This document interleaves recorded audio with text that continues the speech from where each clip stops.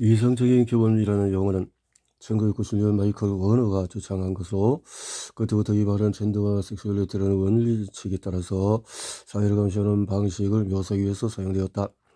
이성애가 교범적이란 이성애가 하나의 범주로 형성되는 과정에서 특권을 부여받게 된 방식뿐만 아니라, 그러한 특권화 과정이 있다금시 어떻게 젠더화된 편견이나 배제의 형태들을 수반하는지를 강조한다. 이 편견 이야기가 서서히 벌써 오른다. 하지만 이성의 기본적인 편견들은 역사적으로나 문화적으로 무수히 반복되고 있는 여러 사례 가운데 하나에 불과하다. 이 속에서 이성이라는 특수한 형태의 한 가지, 또 다른 형태를 완전히 배제하는 가운데서 정상적이라고 반복적으로 강조된다. 우리가 책이나 영화, 신문, TV에서 보고 있는 것이 바로 그것이다. 이성애자는 모든 것에 존재함에도 기묘할 정도로 모습이 드러나지 않고 명확하게 정의되지도 않는다. 규범으로 간주되는 이 이성애적인 기준에 부합하는 하지 않는 가상의 인격들만이 그들의 정체성과 동일시된다. 그렇게 150년간 이분법적인 젠더 모델과 관련된 특정 유형의 것이 정상적으로 이어왔으며, 그 밖에 모든 것은 또 차이를 제거당했고, 그러므로서 이 그림에 부합하는 사람들 사이에 모든 이가 똑같다는 잘못된 인상만 남아있다. 지난 수세기 동안의 정상적인 것을 판단하는 기준이 변화해온 과정을 살펴보면 그 규범을 정의하는 데서 문화적인 태도가 얼마나 중요한 역할을 했는지, 오늘 우리 대부분은 일반적으로 자연스러운 행위로 여길 것이다. 하지만 수세기 동안의 자유는 가장 비정상적인 성행위였다. 자유가 신체에 해로운 경로를 가져온다는 주장이 하나가 신화가 되어버린 후에도 이것은 오래동안 불명예스러운 것으로 여겨졌다. 반면에 동성애는 19세기 말이 되었어야 비로소 억지로 비정상적인 성행위 하나로 분류되기 시작했다. 이성애적인 것이 규범적으로 자리 잡게 된 이유는 소위 이 동성애라는 질병에 대한 관심이 높아졌기 때문이었다. 19세기, 20세기 의학 교과서들 상대적으로 얼마나 정상인지를 판단하는데, 이러한 상대적인 관점은 여전히 어느 정도는 유지되고 있다. 그 숫자를 식으로 계산하겠는가? 1949년 이들 견적의 조사처럼 모든 형태의 관계를 다 포함시킬 것인가? 아니면은 어떤 것을 이들 견적의 조사 응답자 중에서 일부는 그러한 엄격한 정의의 적잖이 당황했다고 한다. 55살의 한 여성은 이렇게 강한 반감을 표하며 다음과 같은 메모를 달아두었다. 내 생각에 이 질문은 좀 더 상세히 설명이 필요합니다. 나 역시 사랑을 나누다가 여러 가지 정정 그렇다고 해서 멈추는 이런 것이 그랬던 것은 아니고, 그때까지 총 이렇게 파트너가 여러 명을 해봤기 때문에 경험이 부족하다고 할 수는 없었다. 전의에 불과한 것이 아니라고 주장했다. 누구와 하느냐의 문제였다. 생물학적인 문제라기보다는 상대가 누구냐, 협상과 타협, 소통과 숙련된 것이 필요했다. 소통, 여기도 소통이 필요한가 봐요.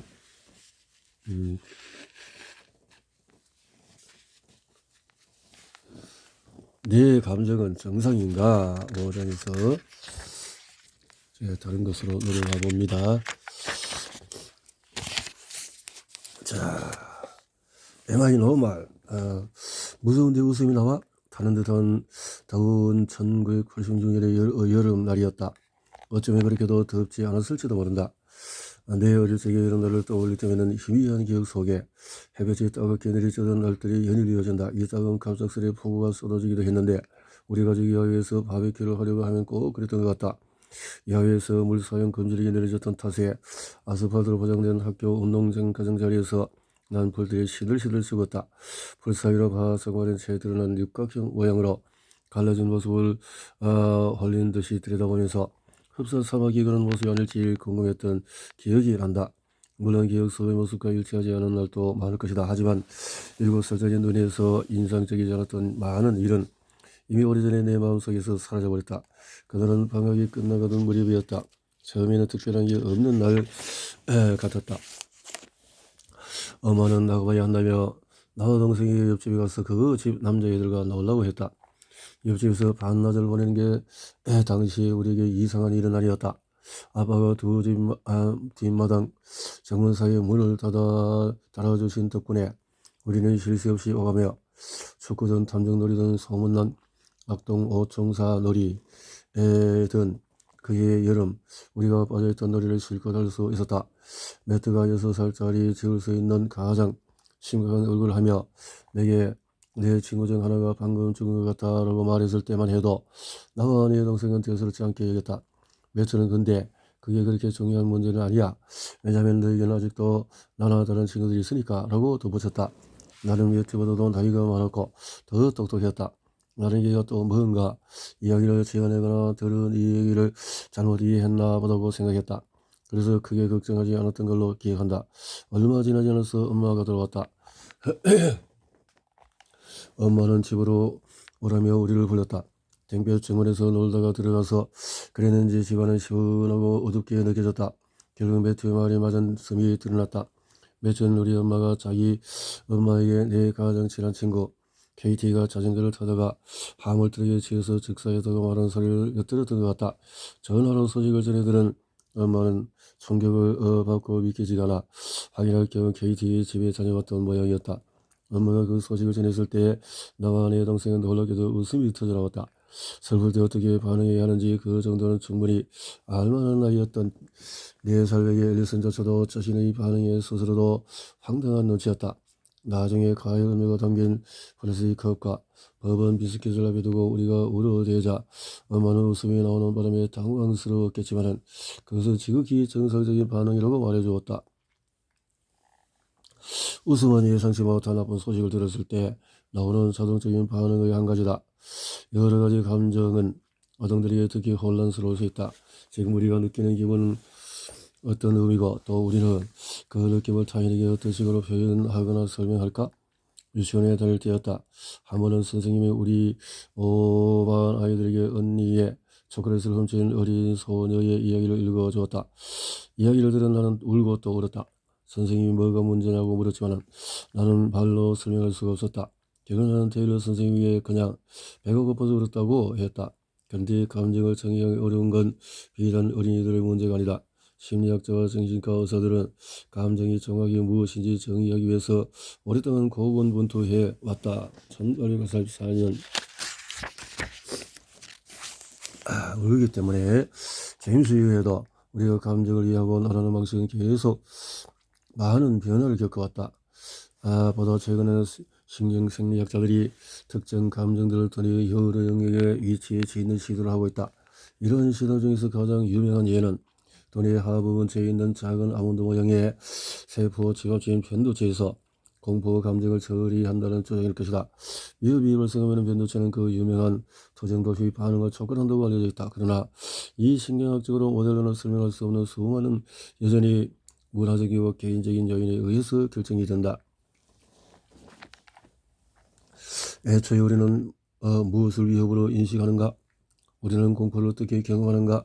우리는 공포를 우리 자신에게 또는 남들에게 어떻게 설명하는가? 그래서 우리는 실제로 공포에 어떻게 반응하는가? 이 모든 질문에 대한 답은 역사에 따라 문화와 개인적인 환경에 따라서 달라진다. 예를 들어서 당신은 거미를 무서워할 수도 있지만 나는 거미가 길고 약한 다리들을 가진 사랑스럽고 공격에 취약한 생명체라고 생각할 수 있다. 이러한 의문들에도 불구하고 인간의 마음을 탐구하는 연구자들 대부분이 감정이 인간의 삶의 보편적인 측면의 하나로서 실존한다고 가정해왔다. 하지만 아주 최근까지도 티베트어에는 감정에 해당하는 단어가 없었다. 이 사실을 알고도 놀라지 않을 사람이 있을까? 티베트 교사들에게 번역을 요청하는 경우가 잦아지면서 마침내 감정이라는 단어가 새로 만들어졌다. 그렇지만 많은 티베트인이 감정이라는 단어의 의미를 받아들이는 데는 꽤 오랜 시간이 걸렸다. 티베트인이 감정을 느끼지 않는다거나 티베트에서 특정 유형의 기분을 표현하는 단어들이 존재하지 않는다는 말이 아니다. 단지 티베트인들에게는 여러 느낌을 아우르는 하나의 개념, 즉 감정이라는 개념이 존재하지 않았을 뿐이다. 역사적으로 볼 때 감정이라는 개념이 존재하지 않았던 것은 서구도 마찬가지다. 1830년 이전에 마음에 대한 글을 썼던 영어권 작가들은 느낌이나 개념에 의해서 열정, 애정, 정서 같은 종교에서 빌려온 매우 다양한 용어들을 사용했다. 이 범주들 사이에는 상당한 차이가 있었다.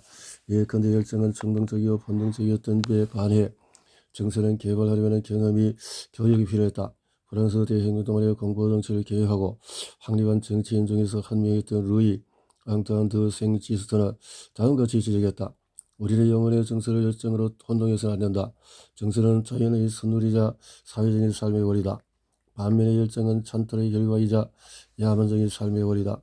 1850년에 이르러서 역사자 토마스 딕스는 단순한 분노와 열정으로부터 복잡한 동정적인 증세에 이르기까지 매우 상이한 느낌들을 포괄할 수 있는 과학적인 범주로 감정이라는 용어가 선호되기 시작했던 것을 보여준다.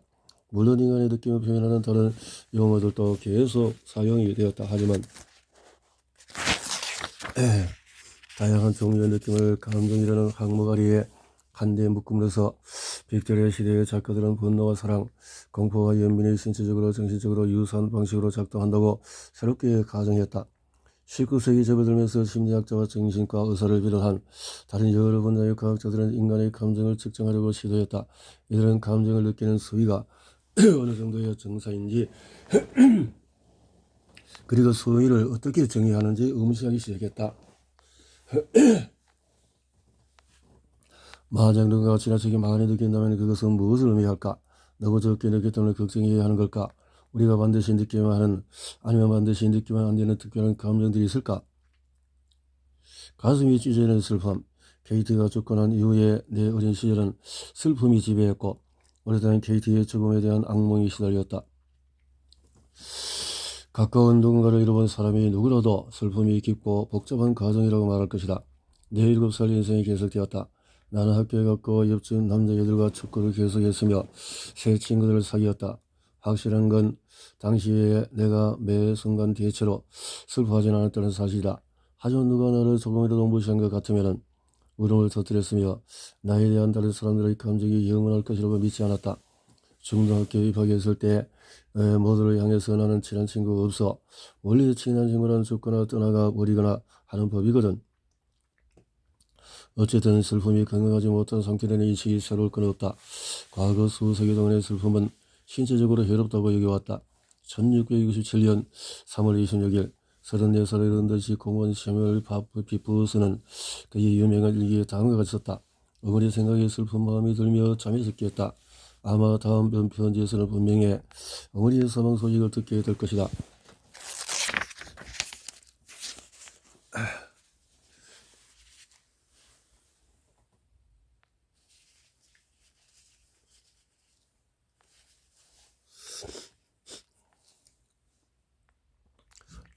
아버지가 슬픔으로 생명이 위도해질지 모른다며 두려워했던 비프스의 심정을 이해할 만하다. 비프스가 살던 시대의 런던시는 주간 사망 통계를 보고서를 통해 시 전체에서 발생한 모든 사망 원인을 매주 공표했다. 보고서에 따르면 슬픔은 가장 치명적인 감정이었다. 오늘 하루에 우리라면 감정과 신체를 일식으로 연관짓는 것에 대해 은유적으로 표현으로 치부할지 모른다. 하지만 17, 18세기에 과도한 감정으로 인해서 글자 그대로 심장이 부서지고 터지거나 쪼그라들 수 있다고 믿었다. 감정과 신체 건강 사이에는 밀접한 관계가 있었다.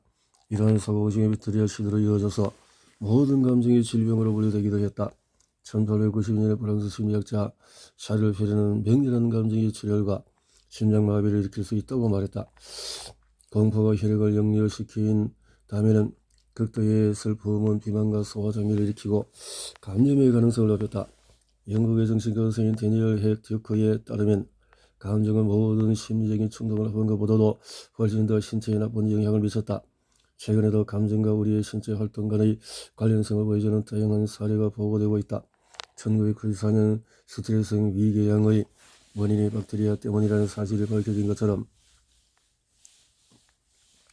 일부 사례들에서 감정이 신체적인 불쾌감을 유발하는 원인이 아니라는 점이 과학적으로 입증이 되었다. 하지만 그 반대 사례들도 계속 발견되면서 신체적인 건강과 비정상적인 감정 상태 간의 관련성을 둘러싼 우리는 수세기 동안 계속되고 있다. 심장병 전문의들은 감정의 고조와 심박 리듬을 무너뜨려서 치명적인 결과를 초래할 수가 있다고 주장해왔다. 또한 우리는 감정적인 스트레스가 고혈압을 일으킬 수 있다는 경고를 끊임없이 듣는다. 하지만 그렇다 한들 아마도 대부분은 바쁘 여들한 일상 속에서 그러한 감정적인 스트레스를 실제로 어떻게 관리해야 하는지 알지 못한다. 그렇지만 모든 강렬한 감정이 늘 건강하지 않다거나 비정상적이라고 생각되어 온 것만은 아니다.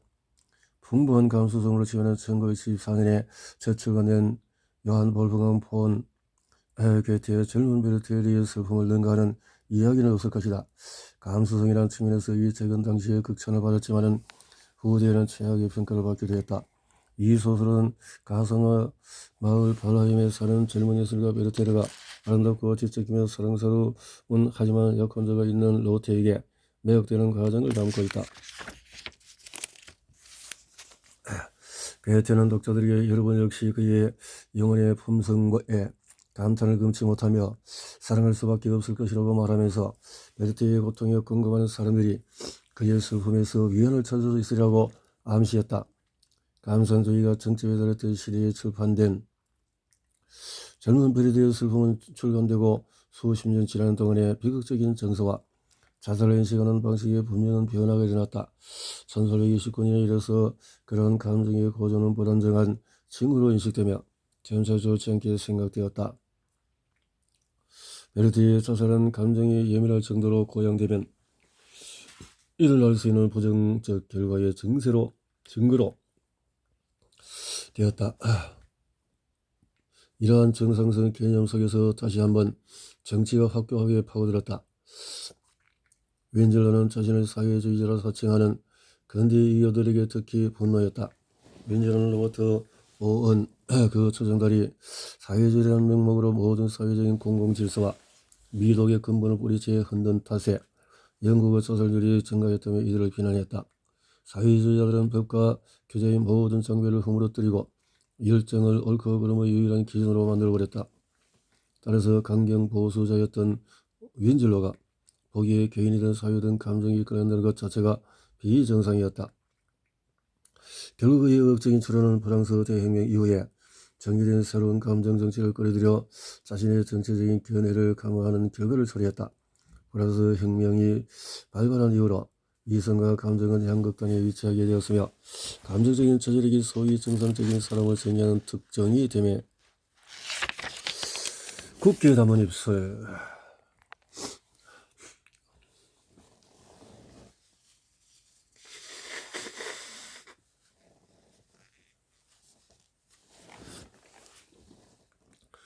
당신은 정상적인 사람인가?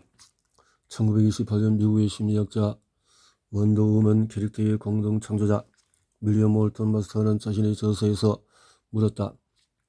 마스터는 사람들 대부분의 극단적인 감정을 자주 표출하지 않는 한 자신은 정상이라고 생각한다고 결론을 내렸다. 이러한 견해는 1920년대 심리학계와 대중에서 널리 펴져 있었다.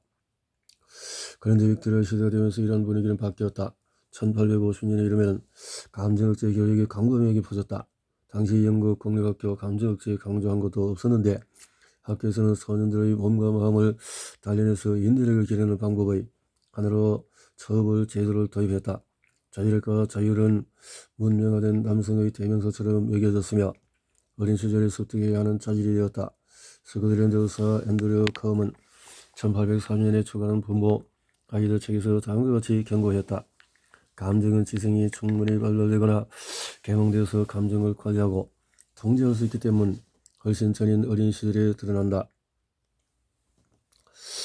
미국의 작가도 비슷한 조언을 내놓았다. 1891년 헨리 클레이 트럼블은 아이들은 울음과 화를 제어하지 못하고 폭발적으로 표출함으로써 부모들로 지인을 빼는 버릇이 있다고 말했다. 따라서 부모는 아동의 울고불고 하는 성질의 싹을 초반에 도려내서 자질을 키워줘야 한다는 조언이 뒤따랐다. 아이가 충분히 이해할 수 있을 만한 나이에 이르면 울고 몸부림치는 충동을 통제하도록 훈련하고 가르쳐야 궁극적으로 아이 스스로 불안한 느낌의 자취를 조절할 수 있다.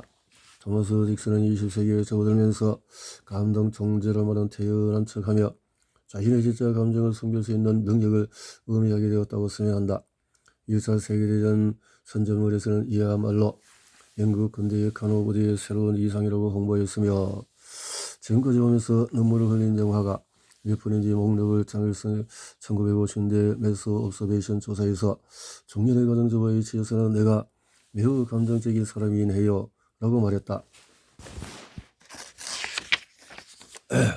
영국인들이 눈물을 숨기는 데 열심히 했다면 미국인들은 분노를 일으키기에 급급했다. 19세기 말의 좋은 책자들과 심리학 교수들은 미국인들에게 무엇보다도 이 분노라는 감정을 통제할 필요가 있다고 역설했다. 마슨이 정상인의 감정을 묘사하면서 했던 말이 특히 비판적이었다. 만약 여러분이 공포나 분노, 고통, 충격, 속이고 싶은 욕구 그리고 무엇이든 혼란과 갈등을 예포한 어떤 다른 감정들로 괴로워하는 중이라면 나는 여러분을 감정적으로 정상인이라고 보지 않는다고 경고했다. 그렇다고 마슨의 사생활이 그의 정상적인 감정 모델과 완전히 일치했던 것은 아니었다. 그는 다자간의 연애 관계였던 아내 엘리자베스 홀로웨이와 연인 올리브 버닉의 변덕과 심한 질투를 부리는 것으로 유명했다. 그럼에도 이 심리학자는 자신의 페미니스트적인 이상을 개진하는데 감정을 이용했다. 최초의 보도 자료에 따르면 마슨이 원더 우먼으로 만들어낸 목적은 여성이 남성보다도 열등하다는 생각과 싸우는 한편 소녀들에게 자신감을 불어넣어 지금까지 남성이 독점해온 운동의 경기와 일, 전문적에서 위협을 달성할 수 있도록 하기 위해서였다. 비슷하게 그런 여성들에게 미래의 사랑의 지도자가 되어 남성의 입맛에 맞춘 현재의 리더십을 전복시키고 보편적인 감정 제어를 공허하는 사람으로 거듭나라는 당부의 말로 마무리했다. 물론 마스터는 이 모든 주장이 자신의 여성 파트너들의 아이디어와 업적을 가로채고 극심한 분노를 표출하며 자신의 가족들을 지배하는 가운데 이루어졌다는 것은 모두가 아는 사실이었다. 생물학적으로 효율적인 감정을 고취시켜 유쾌함과 사회적인 조화를 만들어내고 싶다는 바람에서 마슨을 능가하는 자는 없었지만 미국의 다른 심리학자들도 칼 메링거가 자신을 배반하는 인간에서 지적했듯이 1950년 정신분석가 브리다 후롬라이히마는 이러한 분노에 대한 거부가 20세기 전반에 두 차례에 걸쳐서 일어난 세계대전에 대한 반작용은 아니었을지 물었다. 나치와 박해를 피해서 미국으로 방명한 유대인 출신의 독일이었던 후롬라이히마는 요즘 나타나는 적의와 반감 어떤 두 인간에 발생하는 악의적인 행동은 우리 서구 문화에서 영도하기 어려운 다른 인간 행동들보다도 더 많은 비난을 받아왔고 그러면서 더 많은 억눌려 온 것처럼 보인다. 과거에는 성적인 것이 가장 골칫거리이자 비난받는 인간의 본능이었다면 이제 그 자리를 분노가 대체한 것처럼 보였다. 1940에서 50년에 제작된 교육 영화들은 미국 젊은이들에게 자신의 좌절감을 제어해서 감정의 통제력 상식을 피하는 것이 얼마나 중요한지를 설파했다. 화목하게 뿐만 아니라 개인의 주요한 성공수단의 점을 강조했다. 로이드 워너는 1953년에 발간한 미국인의 삶, 꿈과 현실에서 중산층 가족들의 아이를 양육할 때 직면하게 되는 두 가지 기본적인 딜레마로 성과 분노 관리를 꼽았다. 영국에서 마찬가지로 감정에 대한 이러한 견해는 계급에 기반했다. 워너는 분노를 거리낌없이 표출한다고 생각했다. 워너는 삶의 다양한 방식을 객관적으로 기록하려는 의도를 가지고 있었던 것이 분명하다. 그렇지만 분노는 여전히 양날의 칼과 같았다. 가정에서는 정어 대상이었지만 스크린에서는 점점 더 많이 등장했다. 1970년에 개봉된 영화 네트워크를 보면 TV 뉴스 앵커인 하워드 빌은 단지 전보다 더 많은 인기를 끌고 싶다는 이유 하나로 방송 도중에 미친 듯이 소리를 지르기 시작한다. 영화는 현대 미디어 시대의 정서와 불안을 지적하는 것처럼 보인다. 나는 미칠 듯이 화가 난다. 그리고 이제는 더 이상 분노를 억누르려고 하지 않을 것이다. 빌은 과음을 지르며 보통의 미국인들에게 창문을 활짝 열어젖히고 자신이 한 말을 거리를 향해 외치라고 부추긴다.